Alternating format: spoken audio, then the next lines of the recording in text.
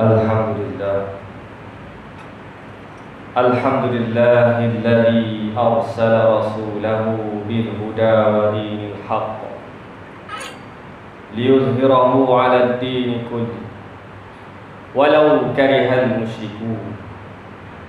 Ashhadu an la ilaha illallah wahdahu la syarika lah wa ashhadu anna sayyidana Muhammadan abduhu wa rasuluh. Allahumma salli wa sallim wa barik ala sayyidina Muhammad wa ala alihi wa ashabihi wa man tabi'ahum bi ihsanin ila yaumiddin. Amma ba'd. Fa ya ibadallah, ittaqullaha haqqa tuqatih wa la tamutunna illa wa antum muslimun. Wahai hamba-hamba Allah, bertakwalah sekalian kamu kepada Allah dengan sebenar-benar takwa, dan janganlah kamu mati melainkan dalam keadaan Islam. Saya menyeru kepada diri saya dan juga sidang hadirin Jumaat yang dirahmati Allah SWT sekalian, supaya sama-sama kita bertakwa kepada Allah SWT. Mudah-mudahan dengan takwa, dengan cara kita menjaga diri kita dengan melakukan ibadah, melaksanakan perintah Allah SWT dan meninggalkan segala larangan Allah SWT, mudah-mudahan ianya akan memberi kejayaan kepada kita, kejayaan di dunia dan kejayaan di akhirat, insya-Allah. Sidang Jumaat yang dirahmati Allah SWT sekalian, Allah SWT berfirman dalam ayat ke-34 surah An-Naml. A'udzubillahi minasyaitonir rajim. Qalat innal muluka idza dakhalu qaryatan afsaduha wa ja'alu 'izzata ahliha adillah wa kadzalika yaf'alun. Artinya, Ratu Balqis berkata, sesungguhnya raja-raja apabila masuk ke sebuah negeri, mereka merosakkannya dan mereka menjadikan penduduknya yang mulia kepada hina dina, dan demikian itulah yang mereka akan lakukan. Pada tahun ini kita menyambut dua peristiwa sejarah dalam masa yang berdekatan. Sambutan Hari Kemerdekaan ke-63 dan juga awal Muharram, tahun baru hijrah. Dan kita menyoroti antara makna dan matlamat merdeka dan hijrah, maka kita akan dapati banyak persamaan di antara kedua, hijrah dan merdeka. Seperti mana ungkapan Rubai bin Amir radhiyallahu anhu ketika beliau bertemu panglima tentera Rom yang bernama Rostam. Dia kata, nahnu qaum abta'asanallah linukhrijan nas min ibadatil ibad ila ibadatillah wa min juril adyan ila adil islam wa min dhiqid dunya ila si'atil akhir. Maksudnya kami kaum yang datang untuk mengeluarkan manusia daripada penyembahan sesama makhluk kepada penyembahan kepada Allah Subhanahu wa taala, daripada kezaliman agama-agama sesat dan kepada keadilan Islam, dan daripada kesempitan dunia kepada keluasan hari akhir. Kemerdekaan kita ta'rifkan apabila seseorang, sesuatu bangsa atau umat mendapat pembebasan daripada penjajahan dalam segala bentuk, baik penjajahan lahir dan penjajahan batin. Umat yang merdeka, mereka dapat berfikir dengan bebas apa yang baik dilakukan untuk diri, bangsa atau kepentingan umat seluruhnya, tanpa khawatir kepada makhluk yang menghalang. Tiada yang diketakuti kecuali Allah Subhanahu wa taala. Dan segala tindakannya berpandukan kepada Al-Quran dan Sunnah Nabi Muhammad sallallahu alaihi wasallam. Zaba memberikan arti kemerdekaan. Dia kata maksudnya berubah daripada kepercayaan bodoh yang melemahkan akal dan kepada ikhtiar kepercayaan yang cerdik yang membebaskan fikiran, daripada ajaran yang mematikan hati kepada ajaran yang menghidupkan hati dan menyuburkannya, daripada i'tiqad yang sero dan terpesong kepada i'tiqad yang subur dan merdeka, daripada kezaliman pemerintahan berdasarkan hawa nafsu kepada kesolehan, dan daripada fikiran-fikiran yang menahankan dan menyekat kemajuan kepada fikiran yang membebaskan kemajuan dan mengalahkan kemarahan yang baik-baik dan mulia. Sidang hadirin jemaat yang dirahmati Allah Subhanahu wa taala sekalian. Allah Subhanahu wa taala berfirman dalam suratul Anfal ayat 74. Walladzina amanu wa hajaru wa jahadu fi sabilillah walladzina awaw wa nasaru ulaika humul mu'minuna haqqan lahum maghfiratun wa rizqun karim. Dan orang-orang yang beriman dan berhijrah serta berjihad pada jalan Allah untuk membela Islam, dan orang-orang Ansar yang memberi tempat kediaman dan pertolongan kepada orang Islam yang berhijrah itu, mereka lah orang-orang yang beriman dengan sebenar-benar. Mereka memperolehi keampunan dan limpah kurnia yang mulia. Hijrah juga dibezakan, ada dua jenis, dua macam. Satu, hijrah makaniyah, iaitu berpindah daripada satu tempat ke tempat yang lain. Satu lagi makna hijrah ialah hijrah ma'nawiyah, iaitu mengubah diri dari yang buruk kepada yang lebih baik demi mengharapkan keredaan Allah Subhanahu wa taala. Hijrah ma'nawiyah pula dibahagikan kepada empat. Yang pertama, hijrah i'tiqadiyah, iaitu keimanan. Ketika seorang muslim cuba untuk meningkatkan keimanannya agar terhindar daripada syirik. Yang kedua, hijrah fikriyah, iaitu pemikiran. Ketika seseorang memutuskan kembali mengkaji pemikiran Islam yang berdasar kepada Al-Quran dan hadis Nabi demi menghindari pemikiran yang sesat. Yang ketiga, hijrah syu'uriyah, seorang berubah yang dapat dilihat daripada penampilan, gaya pakaian dan kebiasaan hidup agar bertepatan dengan syarak. Kemudian yang keempat adalah hijrah sulukiyah, iaitu tingkah laku atau kepribadian agar berakhlak dengan akhlak yang Islam. Marilah kita sama-sama berhijrah. Yang pertama, berusaha untuk meningkatkan iman kita kepada Allah Subhanahu wa taala.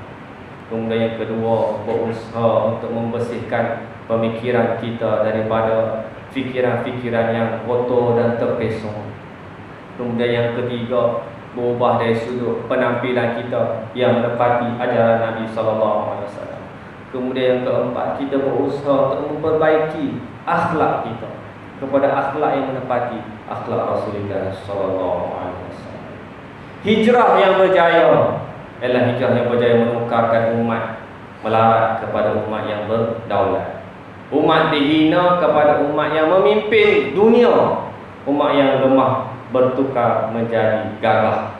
Hijrah yang berjaya juga mengubah dunia daripada kungkungan jahiliyah kepada keluasan Islam, daripada gelap kekufuran kepada terangnya iman, daripada kezaliman nafsu kepada keadilan wahyu. Umat yang mahu berjaya mesti berhijrah daripada mengikut hawa nafsu kepada tunduk dengan segala arahan wahyu tanpa was-was dan tanpa ragu-ragu lagi. Nabi SAW bersabda, al-muslimu man salimal muslimuna min lisani wa yadihi wal muhadiru man hajara ma nahallahu an. Rawahul Bukhari wa Abu Dawud wa Nasai. Seorang muslim adalah dia menyelamatkan saudara yang muslim yang lain daripada lidah dan tangannya. Dan seorang yang berhijrah adalah siapa yang berhijrah daripada perkara yang ditegah oleh Allah Subhanahu wa taala dari. Sidang jemaah yang dirahmati yang dikasihi Allah SWT sekian. Allah SWT cerita kepada kita lagi dalam surah Al-Hajj ayat 41. Alladzina immakkannahum fil ardi aqamus shalah wa atawuz zakah wa amaru bil ma'ruf wa nahaw 'anil munkar walillahil 'aqibatul umur. Iaitu mereka umat Islam yang jika kami berikan mereka kekuasaan memerintah di bumi, nescaya mereka mendirikan salat serta memberi zakat, dan mereka menyuruh berbuat kebaikan serta melarang dari melakukan kejahatan dan perkara yang mungkar. Dan ingatlah, bagi Allah jualah kesudahan segala urusan.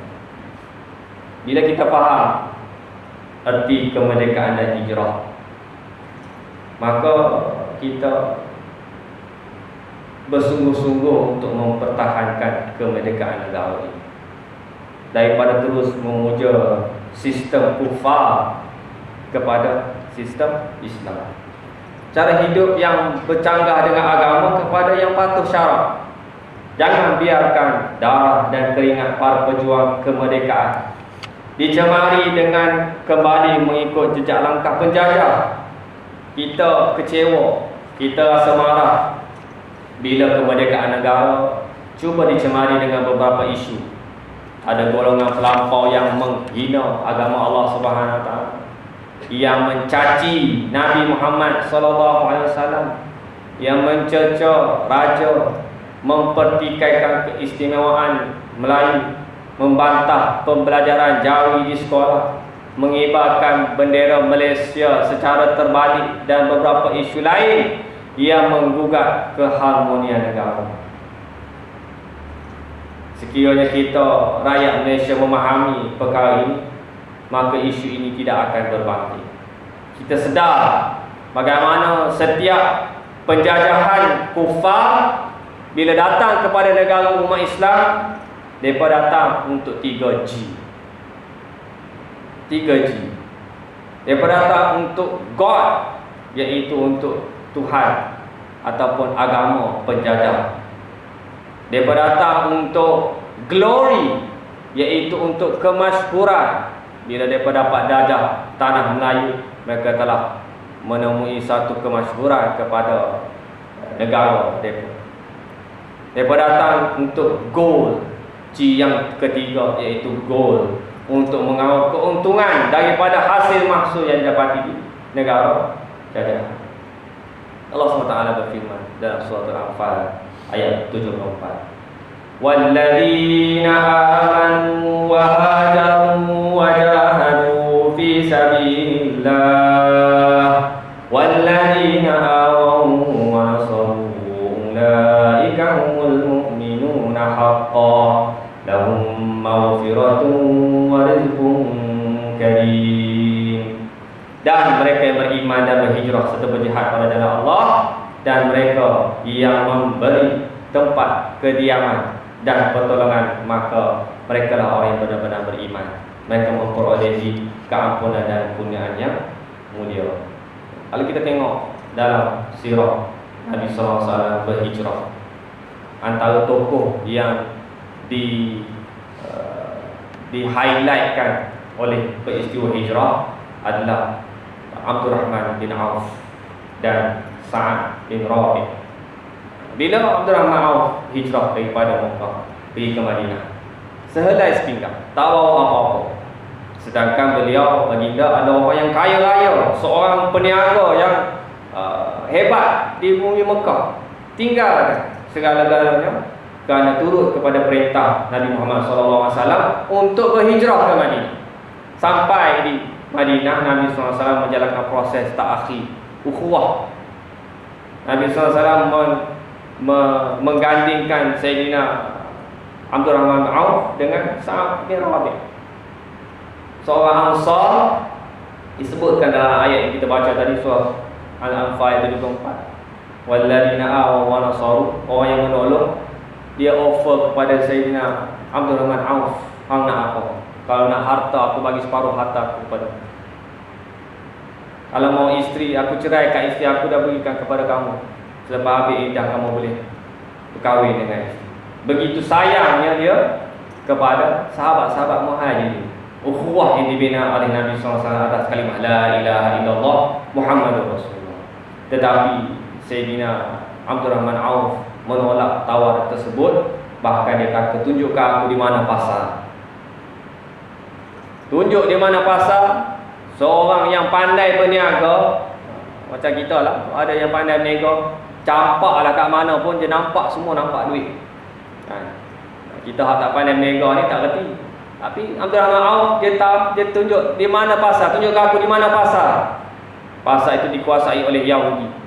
Sehingga dipendekkan cerita, akhirnya Abdurrahman Auf telah menguasai ekonomi Yahudi dan telah menjatuhkan ekonomi Yahudi. Jadi daripada kisah ringkas dalam peristiwa hijrah itu, kita lihat bahawa peniaga Muslim dia perlu ada skill dan strategi perniagaan. Yang dilakukan oleh Abdurrahman Auf, dia cari pasar, buat market research, cari pasar yang paling sibuk, kemudian membuat trust through branding, membuat satu menjual harga dengan harga unta, harga yang lebih murah lagi yang ditawarkan oleh Yahudi, dan mengawal supply dan demand, mengawal harga melalui kepentingan masyarakat. Jadi ini antara peristiwa kita boleh belajar daripada peristiwa hijrah. Dan oleh itu, untuk memerdekakan diri umat Islam dengan kesungguhan dalam mengeluarkan suatu kepakaran yang ada, saling bantu-membantu dalam membina kekuatan umat Islam. Kekuatan atas dasar akidah inilah yang akan memerdekakan kita daripada terlalu bergantung kepada orang lain, di samping mengelakkan pihak yang tidak bertanggungjawab dalam menipu umat Islam. Merdekakan diri kita, ahli keluarga kita, masyarakat kita, negeri dan seterusnya negara, dengan berhijrah daripada sistem jahiliyah kepada sistem Islam. Islam, nescaya kita akan selamat dunia dan akhirat. Surah Ali Imran ayat 139, Allah SWT kata, wala tahinu wala tahzanu wa antumul a'launa in kuntum mu'minin. Janganlah kamu rasa lemah dalam perjuangan mempertahankan dan menegakkan Islam, dan janganlah kamu berduka cita terhadap apa yang menimpa kamu, padahal kamulah orang yang tertinggi mengatasi musuh jika kamu orang-orang yang bersungguh-sungguh beriman. Hadirin sudah jemaah yang dirahmati dan dikasihi Allah Subhanahu sekalian. Barakallahu li wa lakum fil Qur'anil azim. Wa nafa'ani wa iyyakum bima fihi min al-ayatil hakim. Wa taqabbala minni wa minkum tilawatahu innahu was-sami'ul 'alim. Astaghfirullahaladzim li wa lakum wa lisa'il muslimina wal muslimat wal mu'minina wal mu'minat fastaghfiruhu wa yaghfiru mustaghfirin wa ya